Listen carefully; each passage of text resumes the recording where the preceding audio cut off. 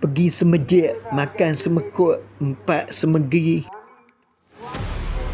Ini cerita picisan je. Bukan cerita yang heavy-heavy. Cerita tak masuk book kata orang tu. Tapi dia tetaplah juga nostalgia. Ini kisah di satu kampung lah. Zaman dulu. Zaman masjid masih lampu gaslen lagi. Pergi semejik tu maknanya pergi masjid. Tapi perkataan tu telah diubah mengikut cara kampungan. Zaman dulu kalau pergi masjid malam lah kan. Isyak semayang maghrib isyak tu memang meriah sangat. Budak-budak ni seronok sangat. Antara yang meriahnya bila ramai-ramai pergi masjid tu dapat makan biskut.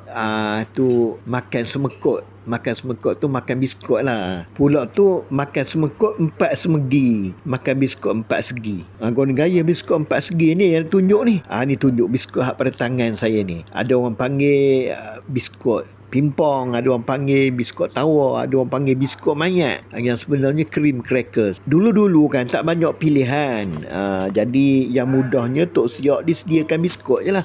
Jadi dicicah lah dengan teh susu ataupun teh biskut tadi. Ini cerita budak-budak dulu lah. Budak-budak sekarang ni dia tak tahu dah cerita pergi semejik makan semekut 4 semegi ni.